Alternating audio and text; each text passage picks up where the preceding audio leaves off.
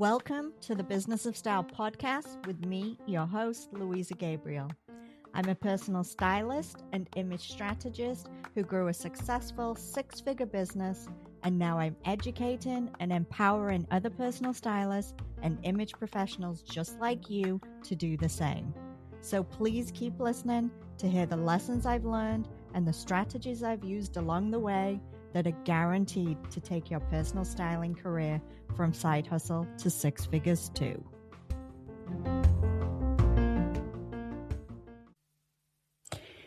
If you are listening to this episode of the Business of Style podcast around the start of the new year, 2026, then chances are your inbox and social media feeds are absolutely jam-packed full of messages telling you that now is the time to start setting those big goals, to start planning for that year ahead, to map out your next 12 months, completely reinvent your life and your business. And if you're feeling excited and you've started working on those goals already, that is absolutely great. But if you're feeling tired right now and you're feeling overwhelmed, maybe a little resistant to these goals, or even feeling a little bit guilty because you haven't actually sat down or started with that brand new notebook to create your business goals for the year, I want you to know a couple of things. The first thing is there's nothing wrong with you at all. And the second thing is it's completely okay not to set goals for your business just because the calendar has changed. And that's what I want to talk about in today's episode. So let's dive straight into it. So first, I want to look at why the pressure to set goals can actually feel so heavy and overwhelming for us. In our industry as personal stylists and image consultants, we're often encouraged to think in very linear, very structured ways. So it's new year, new goals, new offers, new version of you. But the reality of running a styling business doesn't really work like that because it isn't just a business. It's client facing, it's creative, it's emotional. And for many of us, it sits alongside our family life, maybe health challenges that we have, caregiving responsibilities, or simply the reality of being human beings, which can take a lot out of us, that's for sure. So let's talk about why not setting new goals right now can actually be a very healthy thing, and it can be the best strategic choice for your business. So, reason one, life got in the way. One of the biggest reasons people may feel hesitant to set new goals is because they didn't fully achieve or even implement last year's goals. And often this has nothing to do with the commitment that you have for your business, your discipline, your work ethic, or your ambition. Sometimes it's just because of life. You know, maybe you had a family situation that took priority. Your health needed attention. You had fewer clients than expected last year, or maybe you had more clients than you expected and you just simply ran out of capacity. You know, the tank was on empty. So you didn't get round to working on the goals that you had set in the new year in 2025. In a personal styling business, things like the emotional labor, energy levels, and client readiness really matter. And you can't always just push through the way some other, businesses can, because we are client facing and it is that personal nature of our business. Now, not hitting a goal doesn't mean that it was the wrong goal. Okay. It just may mean that the timing wasn't right and that there were other priorities in your life. And if you get into this mindset that every single new year you have to come up with these new goals, then you're going to be creating new goals to add onto the ones that you haven't started or you got partway into and didn't finish. And this is going to create a lot of pressure it's not actually going to provide any clarity in your business. For me personally, I did not implement so many of the goals I had for my business last year. And it wasn't because they were the wrong goals for my business, or I didn't want to do them, or I'm not ambitious and don't want to see my business grow. It's simply the fact that I had a lot going on in my personal life last year. Had every intention when I started the year to implement the goals, but then in the summer, I was hit with the unexpected death of my mom. The goals went out of the window. Okay. The priority became my family, myself, my grief. And I didn't want to add that pressure onto myself at that particular point in time. And I knew that it would not benefit my business at all to try and implement something. So things do get in the way, and that is okay. If you have goals that you set last year that you didn't get to start because something happened in your life, or you started to implement them and didn't quite finish them, then that's okay. If those goals still work for your business, then those are your goals going into the new year. You don't have to come up with something new and something different for clarity for your business. Okay. Carry those goals forward and do them when it feels right for you. Just because the calendar changes doesn't mean automatically that I am now going to be in the mindset to get those goals I didn't do, to get them started. Life doesn't work like that. And I know for me personally right now, it definitely doesn't work like that. And the goals will take a back seat probably for some time to come. But that is okay. And I want you to remind yourselves that that is okay for you too. All right. Reason number 2. Some goals need more time to work. Okay. This is another good reason why it's perfectly okay not to set new goals, because your current goals that you've already implemented might just not have had enough time to show the results. Styling businesses don't always move quickly. It's about building trust, building reputation, building confidence in your positioning. That all takes time. And, if you launched a new service, you refined your niche, you changed your messaging, or maybe even you adjusted your pricing last year, you might actually just be technically in the middle of that work still and not at the end of it. So we have to give our goals time to really work, to really see the end results and see if it's going to be something that is beneficial to our business. Constantly changing direction just because it's January, it can actually stop the momentum rather than create it. Sometimes the most powerful thing that you can do is to say, let's keep going with this and see what happens. Reason 3, goals can distract from alignment. Now, this is a big one, okay? Goals are often very external, right? It's about revenue numbers, follower counts, launch timelines, but alignment is how your business feels to run. And this matters so deeply, especially in this industry. Because if you're burnt out, if you're disconnected, or you're forcing yourself into strategies that you hate, it will show up in your client work. Which brings me to what I believe can be far more powerful than goals, and that is guiding principles.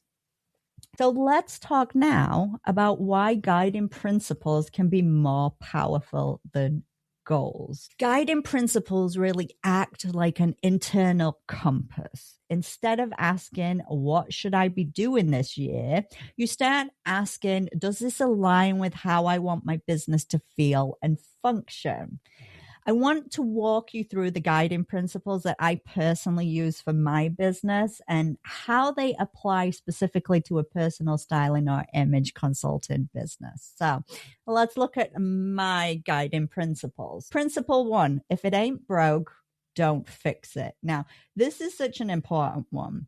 In our industry, I think there's a lot of pressure to constantly evolve, upgrade, rebrand, and reinvent. It's kind of what the fashion industry is all about, right?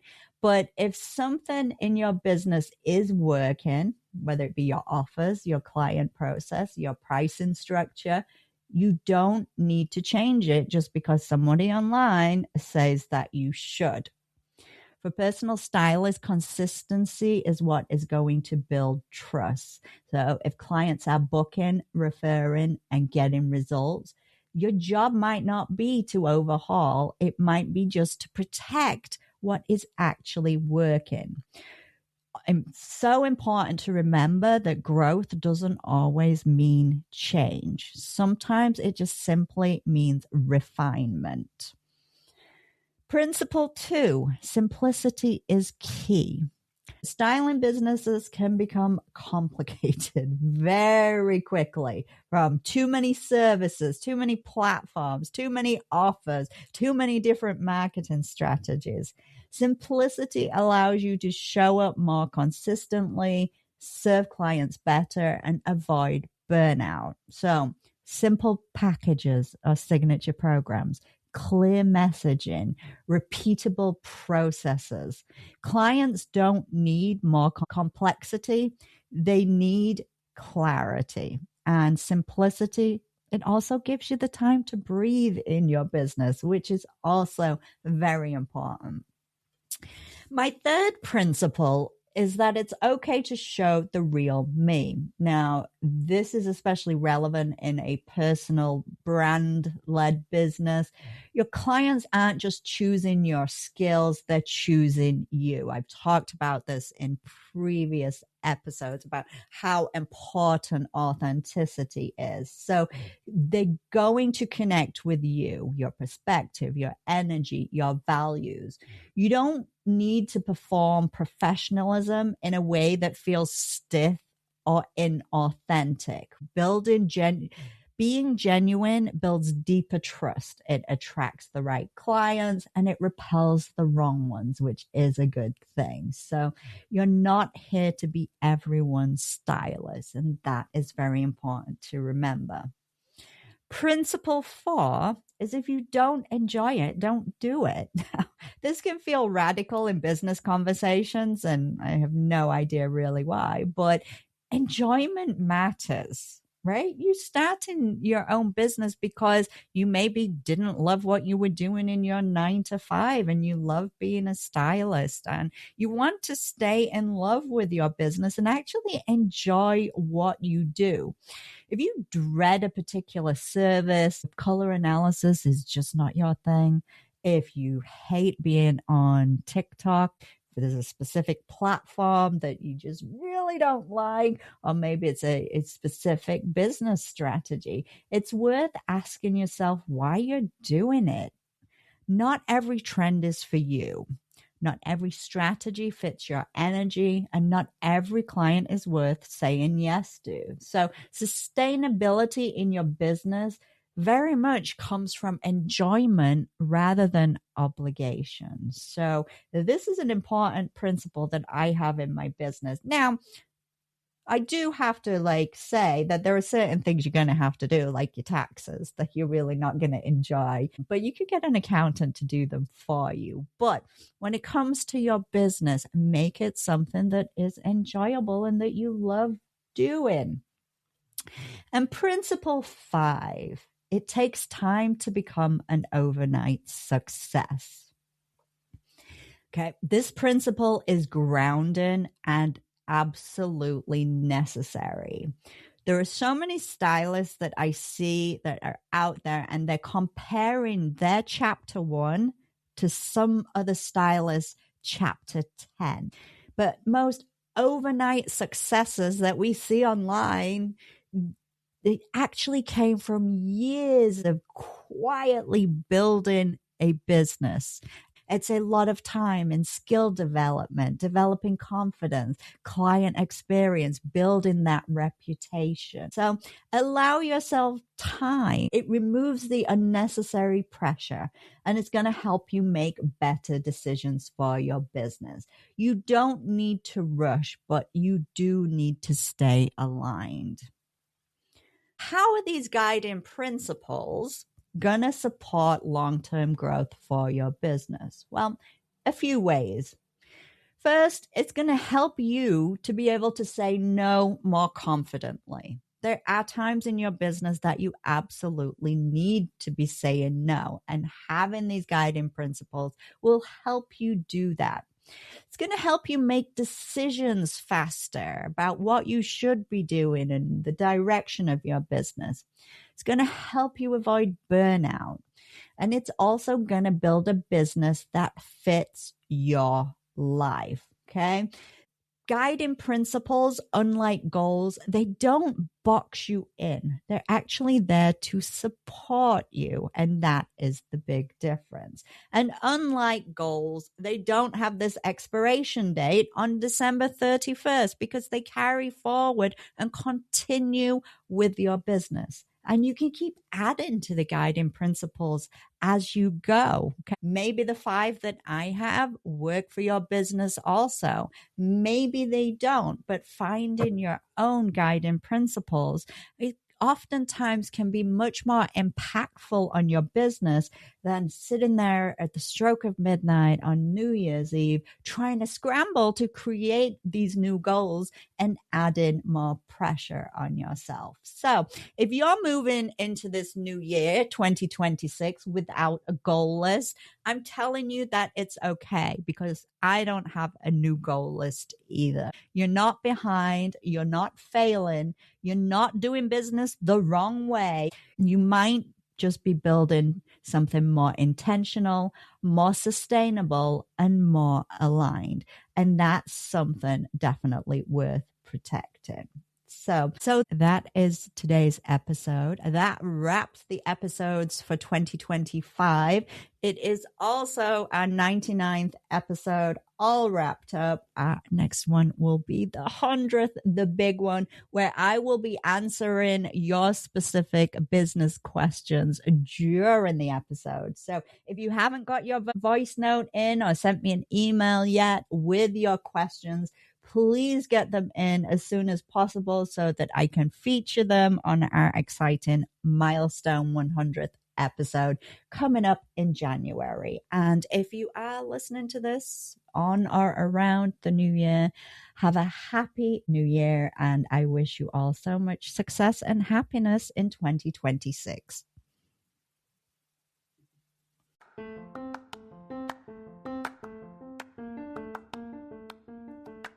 If you enjoyed today's episode of the Business of Style podcast, then don't forget to hit subscribe so you'll be notified when a new episode is available. And of course, if you're looking for additional training and resources to help you in your career as a personal stylist, then be sure to visit my website, styleacademyintl.com.